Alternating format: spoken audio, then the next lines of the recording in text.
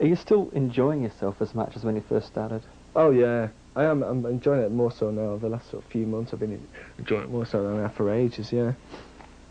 Yeah, I really am enjoying it, it's great. Because we're doing what has always been the most enjoyable. Right now, you caught me at a good time because what's always been the most enjoyable thing for us to do. When we're making an LP, it's great. And it's brilliant when we're in this position, we're making an LP, because we always do feel exactly the same way.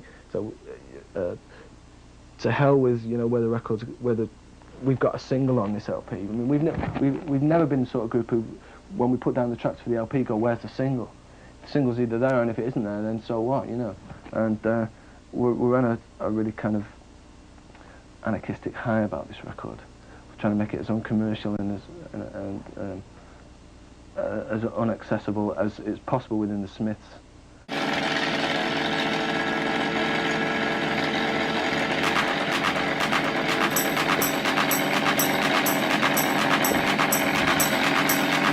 Oh, Dreamt, don't come to the house tonight. Oh,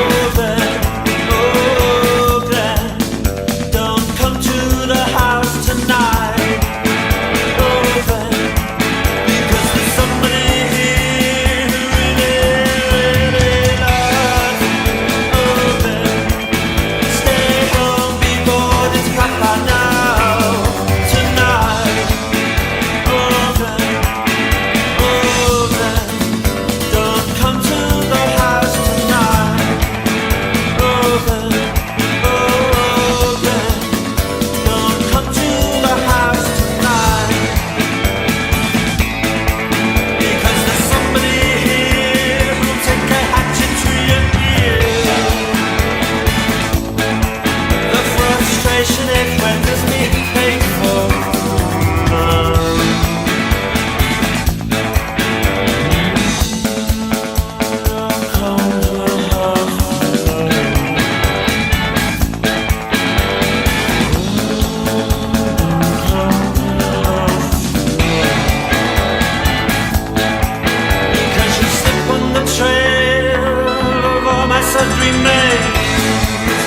That's why, goodbye my love, goodbye my love, goodbye my love, goodbye my love,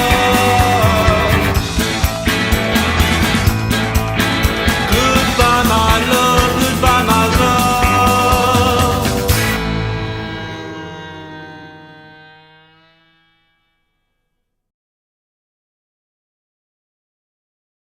I needed to be around a certain kind of person when the Smiths split, because you can imagine it was 24 and I was really fucking heartbroken.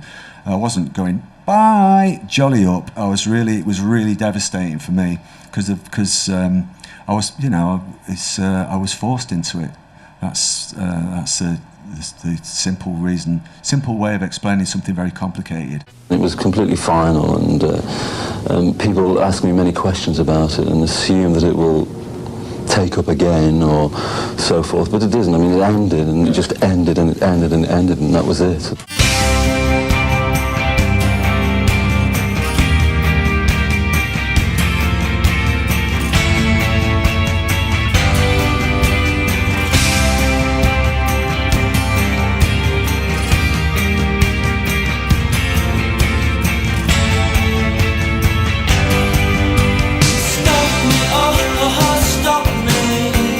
Stop me if you think that you heard this one before. Stop me, oh,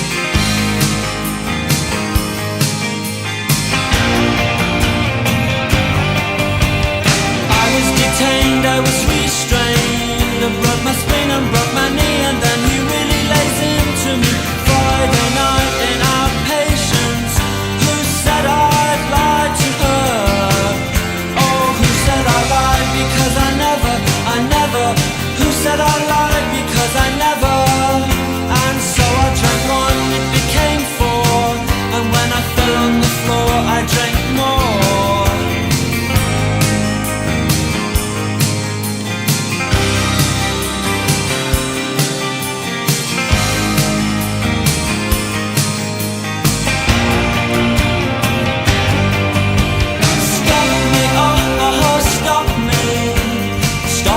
You think that you've heard this one before? Stop me, stop me. Stop me if you think that you've heard this one before. Nothing's changed, I still love you, oh I still love you. Only slightly less than I used to, my love.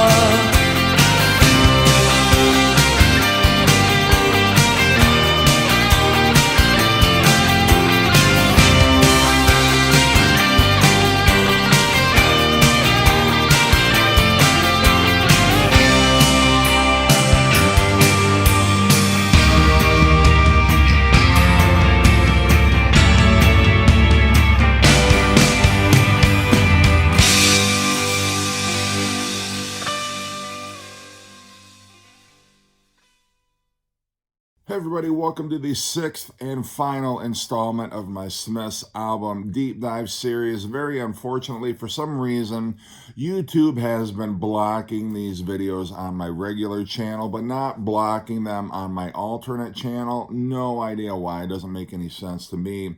But anyway, if you missed my Louder Than Bombs Disc 2 video, that is over on my other channel. I will leave a link to it in this particular video, and I'm not sure, maybe this video will have to be on that channel as well. We will see, but nonetheless, I'm moving forward. I'm closing out the series, and today I'm going to be talking about the Smiths' final studio album, Strangeways, Here We Come. This happens to be the repress version that I have, but I also have an original press, which is on Sire Records. So this was their technically fourth and final studio album. And before the album was released on September 28th, 1987, the Smiths had broken up. In between the recording in May and the actual release of the album in September, the partnership between Morrissey and Marr broke down, and technically it started with the Smiths recording a B-side, and that B-side was Work, is a 4-letter word. It was for the single Girlfriend in a Coma, and it was a cover of a Cilla Black song. And Johnny Marr was getting tired of covering pop songs by 60s female artists. Back to the single, the flip side, I believe it was the flip side of Ask. They had recorded Golden Lights, which was a cover by the artist Twinkle. And I believe they had had a cover of a previous song prior to that. But Johnny Marr was getting sick of it and tired of Morrissey driving them in that direction. Also, Marr wanted the Smiths to be bigger than they were. He was tired of the Smiths underachieving. He wanted them to be superstars. And to that end, he wanted a gigantic tour. He wanted more promotion. He wanted really to have the Smiths become more of a mega band. And Morrissey did not feel that way. Morrissey wanted the band to kind of stay on the fringe and continue to be kind of, I don't want to call them an underground band because they were really popular in the UK more so than the US, but Morrissey was kind of content to have the Smiths stay with what they were. So at the conclusion of the recording sessions for Strangeways, Here We Come, there was an article in the paper, and Morrissey, he was misquoted, or somehow Johnny Marr read the article and had the impression that Morrissey was leaving the Smiths and that the Smiths were breaking up. And so Marr decided he was leaving the group. And Marr left very publicly. Morrissey, Rourke, and Joyce did try to carry on. They did have a recording session with an alternate guitarist, which didn't work out. I believe they tried recording Bengali and Platforms, which was a song that would appear on Morrissey's first solo album, Viva Hate. But they decided it was not going to work out, and so the Smiths officially called it a day at the end of 1987, very sadly. So anyway, this album, Strangeways, Here We Come, was definitely a departure from the sound of The Queen is Dead, very deliberately so. Both Marr and Morrissey were of the opinion they didn't want to continue to keep churning out that bit of elevated jangle pop that they had been known for, and they wanted to steer things in a different direction. And so Strangeways, to me, has a very different sound from any other Smiths album. It was produced, again, with the assistance of Stephen Street. And there were 2 videos recorded off the album, Girlfriend in a Coma and Stop Me If You've Heard This One Before. And they only feature Morrissey because Marr had left the group at that point, wanted nothing to do with any of the promotion for the Strangeways Here We Come album. So all you see is Morrissey in those 2 videos. But nonetheless, let's get into the swan song for the Smiths catalog, Strangeways, Here We Come. So it starts off with the first Smiths song to not feature any guitar, a rush and a push and the land is ours. And this is what I mean when I say it doesn't sound like any other Smiths album. You wouldn't have had a song like this really on any other Smiths track, although I think the nearest you can probably compare this to would be Oscillate Wildly, the B-side which wound up on both World Won't Listen and Louder Than Bombs. But I appreciate it for what it is. It's definitely a departure. It's a keyboard-based song, kind of a rollicking sort of a rhythm here. The title and chorus sounds like it's criticizing military imperialism, and yet the verses themselves talk about somebody who's striking out on his own, but is lonely, can't find love. That's typical themes that you hear in most Smith songs. But I do like this track a lot, and I think it's very effective as an album opener.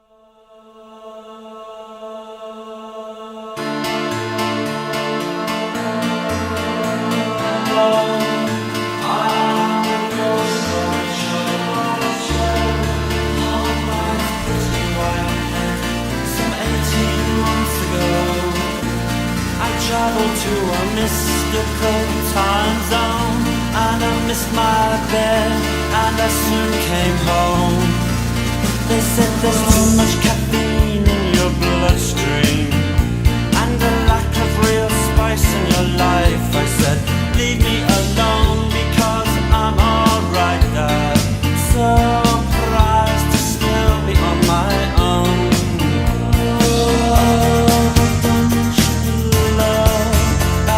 Strain of the pain again.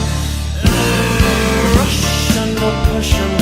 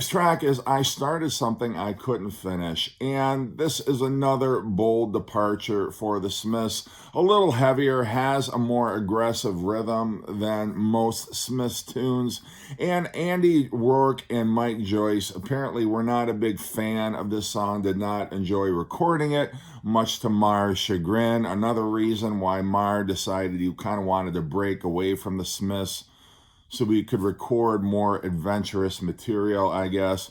But as a relatively heavy rocker, I think this one works. I like this one a lot.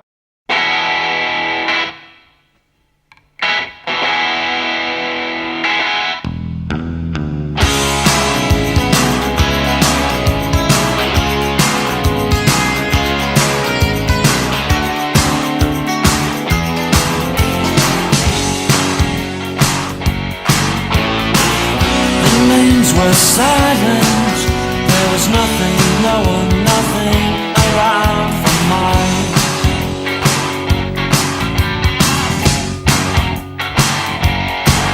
I dashed a friendly venture with a half-faced three-word gesture.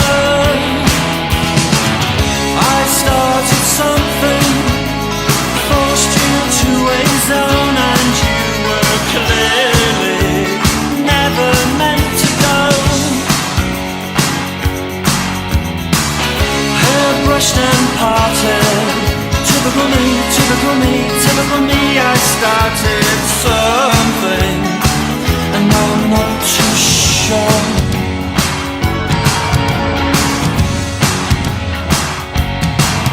I grabbed you by the gilded beams. That's what tradition means.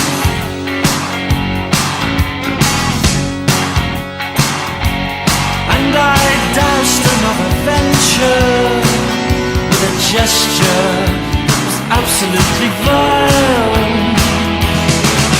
I started something, forced you to a zone, and you were clearly never meant to go. Brushed and parted, typical me, typical me, typical me. I started something, and now I'm not too strong.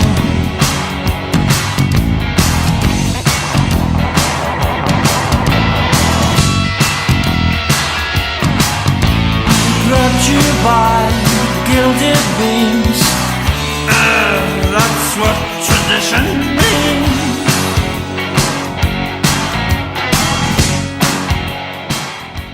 The third track is Death of a Disco Dancer, and this, again, is a unique song in the Smiths catalog. It kind of breaks out into a free-for-all studio jam at the end. It's the first Smiths song where Morrissey plays an instrument. He plays piano on this track.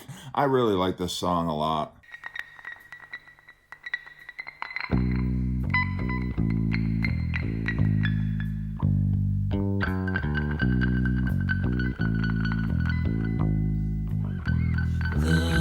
Death of a disco dancer. Well, it happens a lot round here. And if you think peace is a common goal, that goes to show how little you know. The death of a disco dancer. Well, I'd rather not get involved. I never talk to my neighbor. I'd rather not get involved.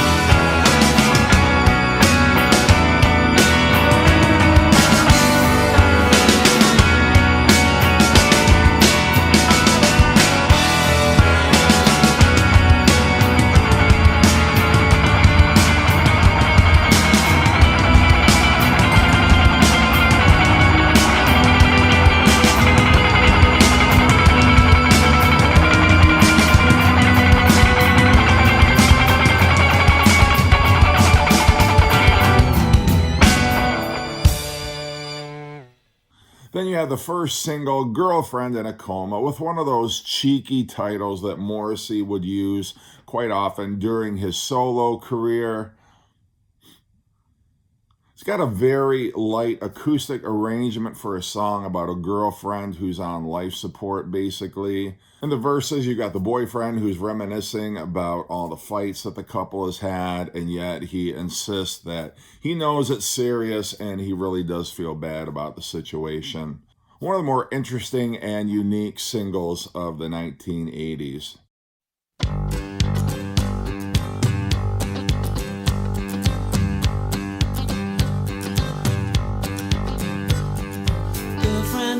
Coma, I know, it's serious. Girlfriend in a coma, I know, it's really serious. There were times when I could have murdered her, but you know I would hate anything to happen to her.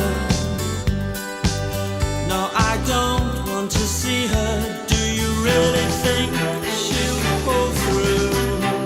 Do you really think she'll pull through?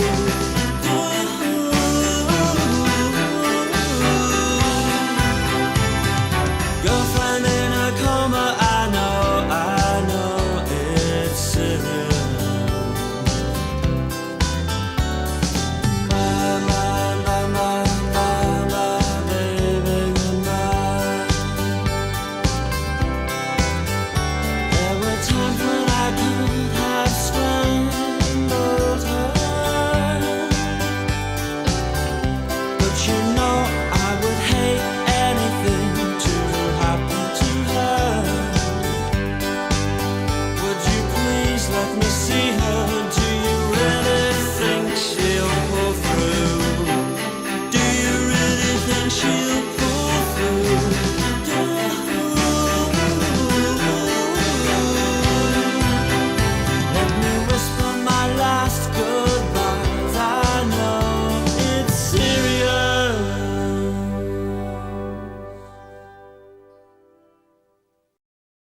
The last song on side one is the epic Stop Me If You've Heard This One Before, which I absolutely love the intro. The intro to this song is one of my favorite intros of all time. And I point to this when people ask, what's so special about Johnny Marr? Why is Johnny Marr such a great guitarist? And it's because of his composing skills. The fact that intro is so amazing. I love the intro to this song. And the rest of the song is pretty spectacular as well. Classic Smith sound with a chorus about nothing's changed, I still love you, only slightly less than I used to. Typical Morrissey.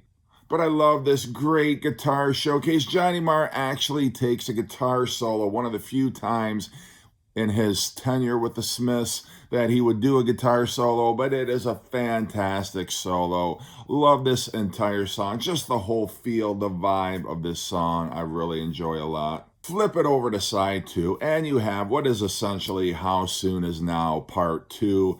Last night I dreamt that somebody loved me. I do like this song a lot. I feel like the intro goes on too long. The intro is like a minute and a half. It doesn't really need to be that long. It doesn't really go anywhere. It just has these kind of mournful piano chords, some sounds of what appears to be rioting or a crowd in the background.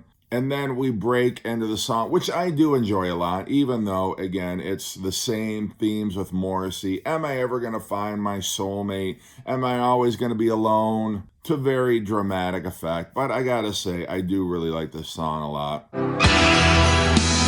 Last night I dreamt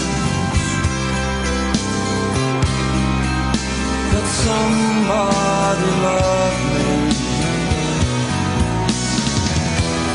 No hope, no harm, just another false alarm.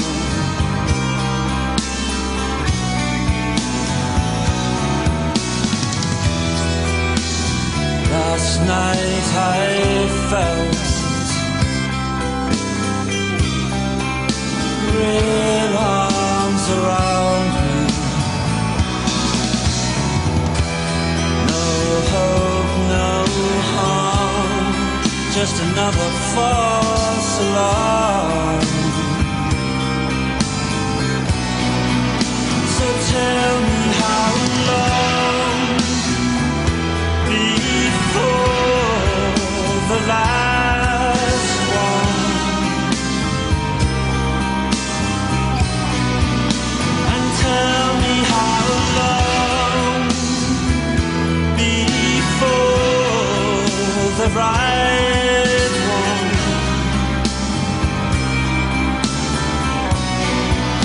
This story is old, I know, but it goes on.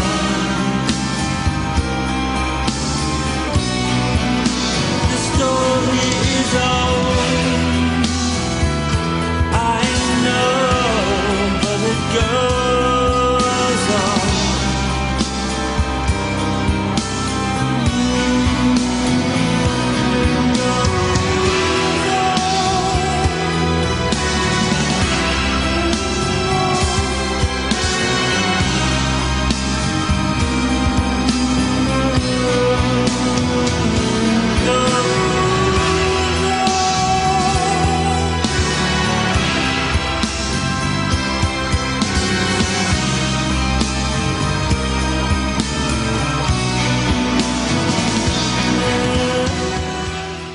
The next track is Unhappy Birthday. Again, Morrissey at his lyrical best.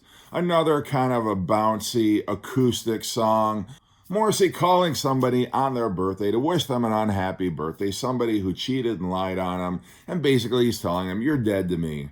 Yeah, that's the Smiths basically in a nutshell. That's Morrissey lyrically in a nutshell. The next track, Paint a Vulgar Picture. Not a huge fan of this particular song. It's all right. It's kind of back to a little bit more familiar jangle pop of the Smiths. Morrissey singing about an artist who's died, and now the record company is trying to take advantage of his catalog by reissuing all of his music. And it's kind of a celebratory mood at the record company because, as we know, when somebody passes away, there's always a resurgence in people buying their music again. And so it's kind of Morrissey taking a crack at the record industry. But I kind of feel it goes on a bit too long. I do like Marr's guitar work. I feel like it's some of Marr's most inventive and bold guitar work on this song. It just goes on a little bit too long for me. The next track is kind of Vicar in a Tutu, Part 2. Death at One's Elbow has that rockabilly feel to it, but I do like this song. I feel it picks up the pace here on side 2. Before we get to the final track, which is I Won't Share You, kind of an underwhelming way to bring this album to a close. Not much to the arrangement here. I don't know. Honestly, I usually end the album before it gets to this song. I don't know. Something about it I just don't really connect with. And it feels sad that the Smiths wound down their career with this, I Won't Share You. But nonetheless, not a terrible song, but just not a favorite of mine. So anyway, how do you feel about the album? Morrissey and Marr have gone on record saying it's their favorite Smiths album. For me, it's probably third in terms of ranking their 4 studio albums for me, but I do enjoy it. I do listen to it quite a bit. So anyway, let me know what you think. Hope you've enjoyed this series, and take care.